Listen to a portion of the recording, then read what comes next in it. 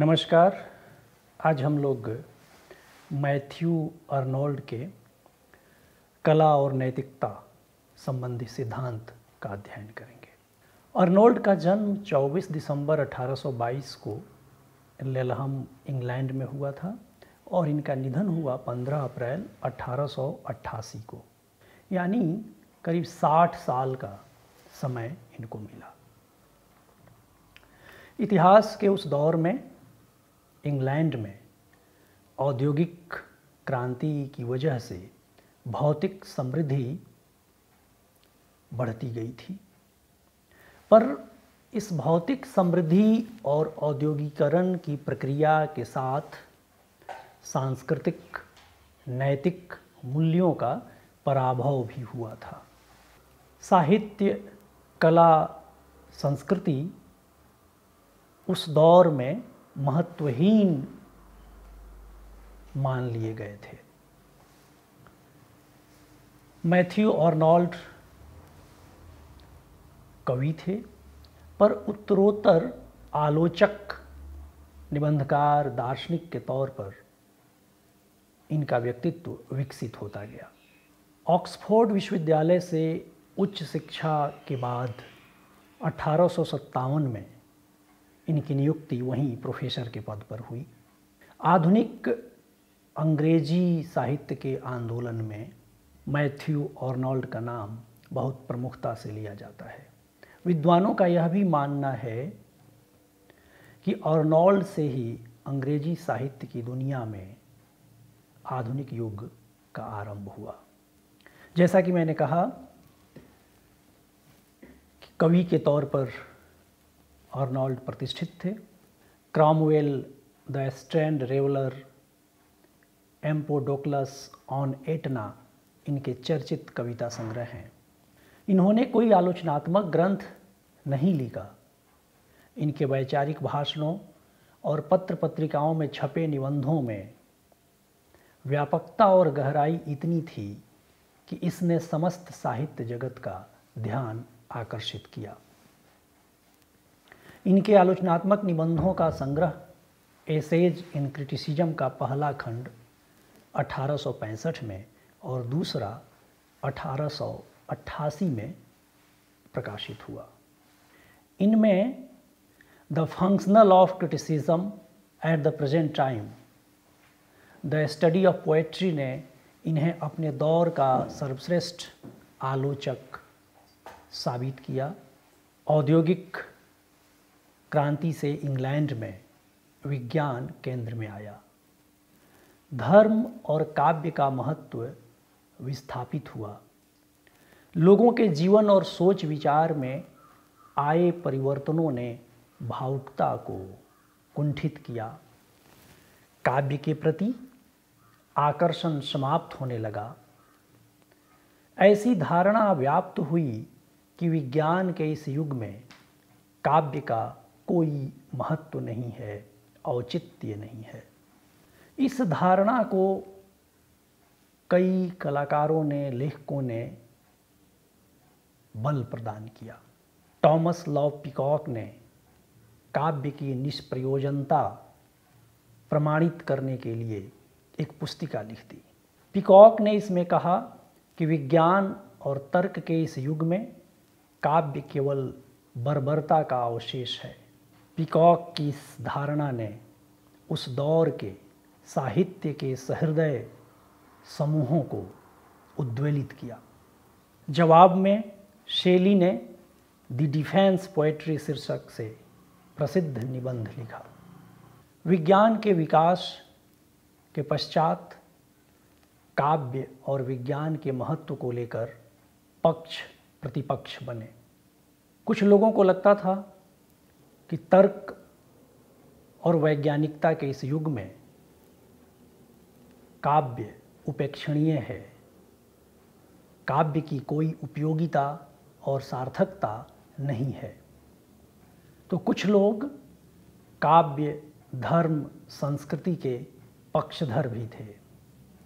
एक तरह से विज्ञान और वैज्ञानिक चेतना, उपभोक्तावादी संस्कृति, भौतिक जीवन का धर्म, संस्कृति और काव्य से जद्दोजहद चल रहा था और इसमें विजय श्री विज्ञान और औद्योगिकरण जनित विचारों को हासिल था।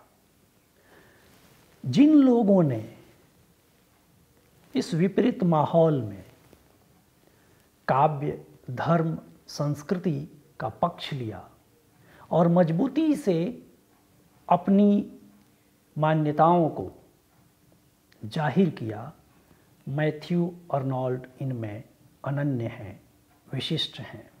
मैथ्यू अर्नोल्ड ने काव्य की विपुल और विराट संभावनाओं की पहचान की और कहा कि काव्य धर्म का ही नहीं, विज्ञान का भी स्थान लेगा, क्योंकि इसका प्रयोजन सिर्फ आनंद की प्राप्ति नहीं बल्कि जीवन की आलोचना है। स्पष्ट है कि अर्नोल्ड काव्य को, साहित्य को धर्म के विकल्प के तौर पर देख रहे थे, स्थापित कर रहे थे। विज्ञान जाहिर तौर पर इसका प्रतिपक्ष था, पर वे विज्ञान की तुलना में भी काव्य को जरूरी साबित कर रहे थे। इन्होंने काव्य और विज्ञान को लेकर परस्पर विरोधी भावना से अलग अपने को रखा और कहा कि काव्य और विज्ञान आपस में विरोधी नहीं हैं बल्कि पूरक हैं। मनुष्य के जीवन के लिए, मानव सभ्यता के विकास के लिए इन दोनों का एक समान महत्व है। काव्य का महत्व प्रतिपादित करते हुए अर्नोल्ड ने कहा कि विज्ञान का और बहुत दूर तक धर्म का भी क्षेत्र सीमित है, जबकि काव्य का क्षेत्र विपुल और विराट। उन्होंने रेखांकित किया यह कि विज्ञान मनुष्य की कोमल भावनाओं को सहलाने में असमर्थ है। धर्म से भी यह कार्य अंशतः ही संपन्न होता है। इसके विपरीत काव्य का प्रभाव भाव और कल्पना पर तो पड़ता ही है, बुद्धि पर भी पड़ता है। परिणाम स्वरूप मनुष्य की क्रिया शक्ति को उचित दिशा मिलती है। हमने देखा कि किस तरह अर्नोल्ड विज्ञान की और धर्म की भूमिका काव्य से सीमित समझते हैं, स्थापित कर रहे हैं, प्रतिपादित कर रहे हैं।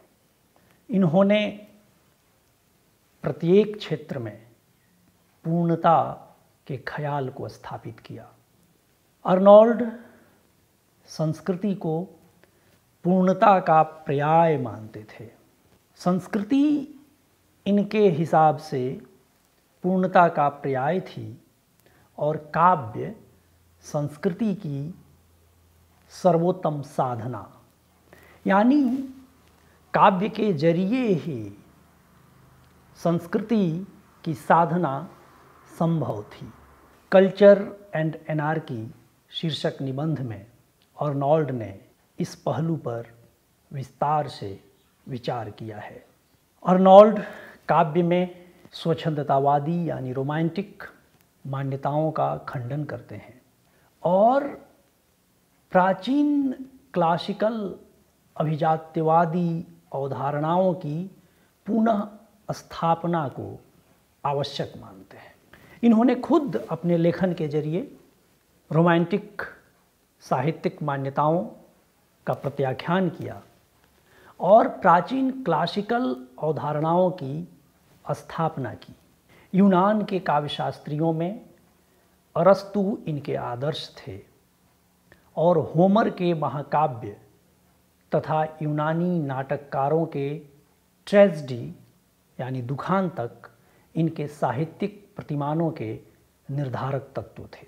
यूनानी साहित्यिक आदर्शों के उद्धारक के तौर पर इनकी ख्याति बढ़ी। मैथ्यू अर्नोल्ड प्राचीन और नवीन परंपरा और आधुनिकता के सेतु पर अवस्थित हैं। ये काव्य में सरलता, स्वाभाविक जैसे अभिजात्य गुणों के मुखर समर्थक थे। इनके द्वारा विकसित आलोचना की पद्धति और शिल्प को परवर्ती आलोचकों ने ग्रहण किया, स्वीकार किया, उसका विस्तार और विकास भी किया। मैथ्यू अर्नोल्ड के अनुसार महान कला के लिए विषय वस्तु उदात्त हो, यह जरूरी है, और शैली भी भव्य हो। अर्नोल्ड अपने निकट अतीत के स्पैज़मोटिक काव्य आंदोलन से असहमत थे। इन्होंने समसामयिक विषयों का वर्णन और कवि की निजी मनोदशाओं की अभिव्यक्ति पर बल दिया था। लिहाजा प्राचीन यूनानी परंपराओं के समर्थक अर्नोल्ड इससे सहमत नहीं हो सकते थे। हमने देखा कि एक तरफ वे रोमांटिक साहित्य सिद्धांत काव्यधारा के बरक्स अपने को खड़ा करते हैं और दूसरी तरफ समसामयिक विषयों का वर्णन करने वाले और कवि की निजी मनोदशाओं की अभिव्यक्ति पर बल देने वाले स्पैज़मोटिक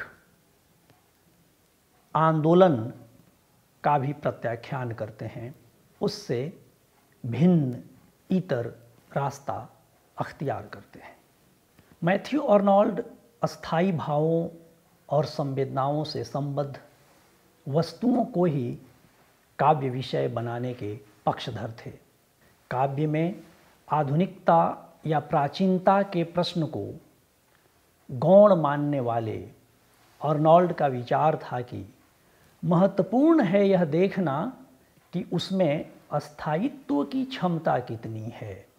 आशय स्पष्ट है कि आधुनिकता या परंपरा के स्थान पर रचना में अस्थायित्व का गुण कितना है, इसे वे आवश्यक समझ रहे थे।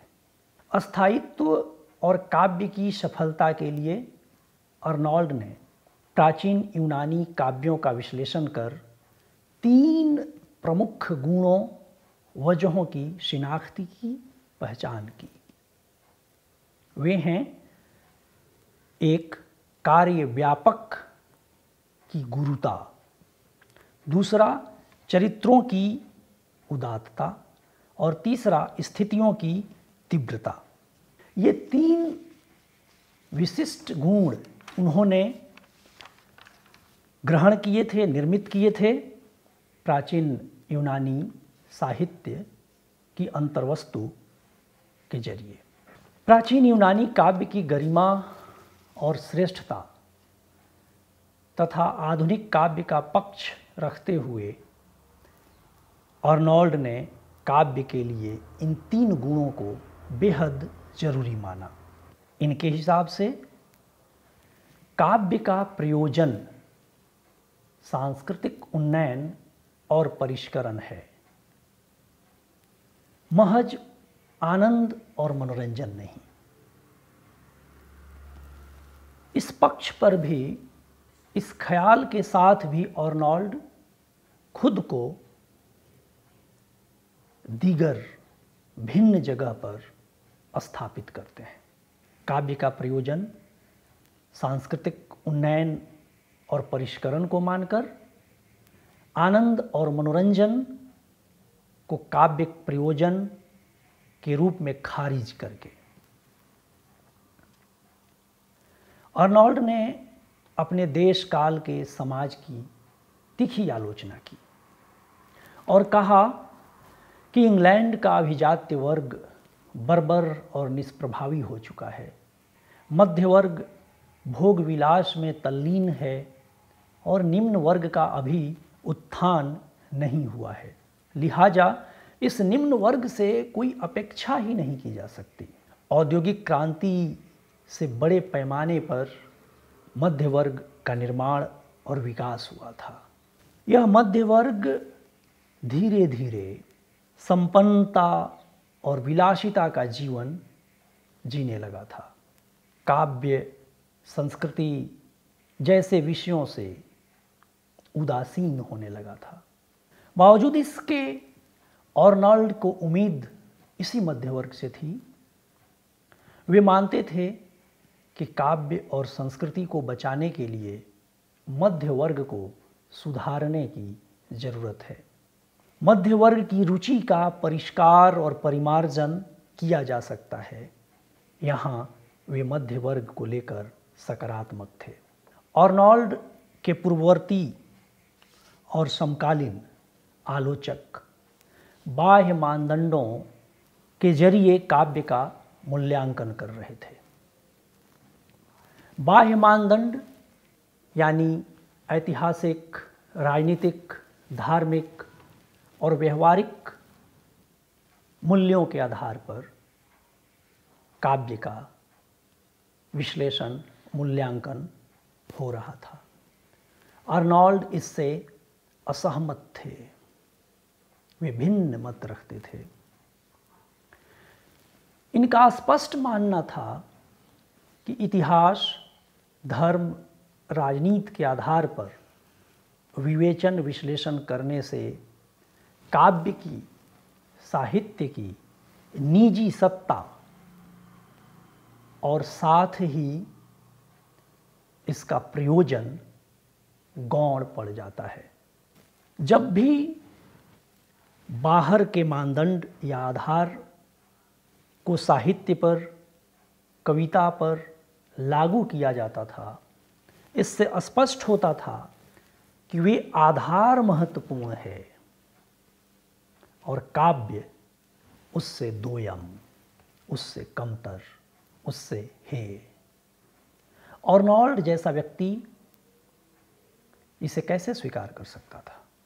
वे साहित्य के भीतर से, काव्य के भीतर से मानदंडों के निर्माण की प्रस्तावना कर रहे थे। आर्नल्ड ने आलोचना को संसार में जो भी उत्तम ज्ञान तथा चिंतन है उसके अधिगम एवं प्रचार का और इस प्रकार ताजे एवं सच्चे विचारों के प्रभाव के संस्थापन का निस्संग प्रयास कहा था, माना था। उनकी दृष्टि में संस्कृति और आलोचना अभिन्न हैं। संस्कृति और आलोचना को अभेद मानने वाले आर्नल्ड बता रहे थे कि संस्कृति का अर्थ है मनोगत वस्तुओं की उद्देश्य मुक्त जिज्ञासा जो स्वयं सह्य हो, किसी प्रयोजन का साधन नहीं हो। मनोगत वस्तुओं की उद्देश्य मुक्त जिज्ञासा जो अपने आप में, स्वयं में साधन हो, साध्य हो, साधन नहीं हो। यानी संस्कृति खुद में साध्य है, लक्ष्य है, जरिया या साधन नहीं है किसी और प्रयोजन का। संस्कृति को, और संस्कृति कहने का मतलब आलोचना को भी, अपने आप में साध्य, लक्ष्य, मकसद बताकर, साबित कर उन्होंने इसका दर्जा ऊपर कर दिया। चूँकि इनकी आलोचना का उद्देश्य है संस्कृति का उन्नयन, इसलिए इनके अनुसार साहित्य के आलोचक का कार्य है संस्कृति के उस भाग का उन्नयन जो साहित्य के ज्ञान पर आश्रित है। आर्नल्ड काव्यालोचना में दार्शनिकता के अतिरेक का भी विरोध करते हैं। वे मानते हैं कि दार्शनिकता के बहुतायत से, उसके अतिरेक से आलोचना अमूर्त हो जाती है और अपने उद्देश्य में सफल नहीं होती, अपने उद्देश्य को संपन्न नहीं करती है। वे आलोचना को वह साधन मानते हैं जिससे मानव जीवन को अधिक स्वस्थ, सार्थक और फलप्रद बनाया जा सके। मानव जीवन को, मानव सभ्यता को अधिक स्वस्थ, सार्थक, फलप्रद बनाने में, इसके उन्नयन में अमूर्तता बाधक है। अर्नोल्ड ने आलोचना के 3 प्रकार की चर्चा की है: ऐतिहासिक, हिस्टोरिकल, वैयक्तिक, पर्सनल और वास्तविक, रियल। इसमें वे ऐतिहासिक और वैयक्तिक आलोचना से बचने की सलाह देते हैं। असल में वे इसे आलोचना मानने से ही इनकार करते हैं। अर्नोल्ड ने साहित्य इतिहास और साहित्य की आलोचना में भी फर्क किया है। वे कहते थे कि साहित्य इतिहास प्रवृत्तियों और विकास के सोपानों का विवरण पेश करता है, जबकि साहित्यिक आलोचना कृतियों के गुणों और दोषों की विवेचना करती है। मैथ्यू अर्नोल्ड ने आलोचना को राष्ट्रीय सीमाओं में सीमित रखने के बजाय व्यापक रूप में अपनाने की बात कही है। उन्होंने न सिर्फ संपूर्ण यूरोप को अपितु समस्त सभ्य राष्ट्रों को एक साहित्यिक और बौद्धिक संघ के रूप में देखने का आग्रह किया है। भिन्न देशों और काल के साहित्य का अध्ययन तथा अपने विश्लेषण में उसे शामिल करने पर बल देकर भविष्य में तुलनात्मक आलोचना के लिए अर्नोल्ड ने जमीन तैयार की थी। मैथ्यू अर्नोल्ड का एक विचार जो बार बार दोहराया जाता है और जिसे एक लोकप्रिय विचार के तौर पर साहित्य में मान्यता प्राप्त है, वह है काव्य जीवन की आलोचना है। उनके निबंध में मामूली फेरबदल के साथ यह बात 4 बार मिलती है। काव्य जीवन की आलोचना है। एक तरह से अर्नोल्ड की आलोचना उनकी वैचारिकी, उनकी सैद्धांतिकी का यह केंद्रीय विचार है। उनके इस कथन, इस वक्तव्य, इस धारणा की भिन्न भिन्न व्याख्याएं हुई हैं। जैसे भारतीय काव्यशास्त्र में रस की कई व्याख्याएं मिलती है, वैसे ही अर्नोल्ड के इस धारणा की भी। अगर हम इन व्याख्याओं को ध्यान में रखें तो 3 तरह के विचारों में इन व्याख्याओं को थोड़ा सरलीकरण करके समेट सकते हैं। पहला, काव्य जीवन की कलात्मक पुनर्निर्मिति है, इमेजिनेटिव रिक्रिएशन है।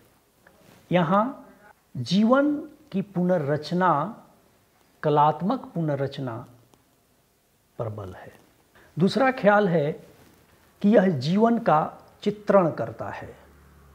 तीसरी धारणा है, तीसरी कोटि वाले लोगों का मानना है कि जीवन में उदात्त और गंभीर विचारों का विनियोग करता है। मैथ्यू अर्नोल्ड के इस विचार, जीवन और काव्य को समझने के लिए पेंटिंग का उदाहरण बेहतर है। असल में काव्य में जीवन का चित्रण फोटोग्राफी की तरह नहीं होता है, हूबहू नहीं होता है। यह पेंटिंग की तरह होता है, जिसमें कलाकार अपनी कुच्ची में किस तरह का रंग भरता है अपनी प्रतिभा और कल्पना के सहारे, वह किस तरह का चित्र निर्मित करना चाहता है, वह जीवन को किस रूप में दिखाना चाहता है। अर्नोल्ड के इस कथन को इस आधार पर भी समझा जा सकता है। जीवन की आलोचना का अर्थ है जीवन यानी आदर्शीकृत जीवन का पुनर्निर्माण। अपने इस मत के द्वारा अर्नोल्ड ने कलावाद का खंडन किया, जो मानता था कला कला के लिए है। उसके साथ ही स्पैज्मोटिक समूह का भी खंडन किया, जो मानता था कि कवि की आंतरिक भावनाओं की अभिव्यक्ति प्रमुख है। रोमांटिक धारा का भी खंडन किया, जो मानता था कि व्यक्तिगत अनुभूतियों की प्रधानता है। कहने का आशय यह कि जीवन की उपेक्षा को अस्वीकार कर जीवन निरपेक्षता की मान्यता पर आधारित तमाम साहित्य सिद्धांतों का प्रत्याख्यान इन्होंने किया। काव्य में जीवन की व्याख्या, जीवन की समस्याओं का निरूपण होना चाहिए। इसके लिए कवि को जीवन और संसार का सम्यक ज्ञान भी होना चाहिए, ऐसा अर्नोल्ड कहते थे। कविता से सांस्कृतिक, सामाजिक, नैतिक उद्देश्यों की पुरजोर अपेक्षा के कारण मैथ्यू अर्नोल्ड कविता के शिक्षक और उपदेशक प्रतीत होते हैं। मैथ्यू अर्नोल्ड कला को इन नैतिक आधार, सामाजिक, सांस्कृतिक, नैतिक उद्देश्यों से बांध कर देखते हैं, उससे जोड़ कर देखते हैं, और यहाँ वे आलोचक से अधिक एक उपदेशक की भूमिका का निर्वाह करते प्रतीत होते हैं। यही उनके आलोचना की शक्ति है और सीमा भी। पर एक बात महत्वपूर्ण है कि मैथ्यू अर्नोल्ड ने विषय वस्तु पर बल देने के बावजूद नैतिक, सामाजिक, सांस्कृतिक उन्नयन वाले विषय वस्तु और खुद को प्राचीन यूनानी काव्य परंपरा से जोड़ने के बावजूद इन्होंने विशिष्ट शिल्प की उपेक्षा नहीं की। काव्य सत्य यानी विषय वस्तु की मूल्यवत्ता और काव्य सौंदर्य यानी अभिव्यंजना सौंदर्य, लालित्य के निर्धारित नियमों के अंतर्गत ही कविता जीवन की आलोचना कर सकती है। मैथ्यू अर्नोल्ड के हिसाब से कहें तो उत्तम काव्य वह है जिसकी विषय वस्तु संस्कृति एवं नैतिक मूल्यों की प्रतिष्ठापक हो और जो मनुष्यों के संस्कारों को आंदोलित करने में सफल साबित हो, पर इसके साथ ही जिसका शिल्प और जिसकी शैली भव्य हो। इस प्रकार कहा जा सकता है कि मैथ्यू अर्नोल्ड ने साहित्य को, काव्य को प्रतिष्ठापित किया और उसे नैतिक मूल्यों से, जिम्मेवारियों से जोड़ा, बांधा। औद्योगिक क्रांति के बाद साहित्य क्यों और साहित्य की उपयोगिता और प्रासंगिकता जो प्रश्नांकित हो गई थी, उसका उचित सार्थक जवाब प्रस्तावित किया। बहुत बहुत शुक्रिया।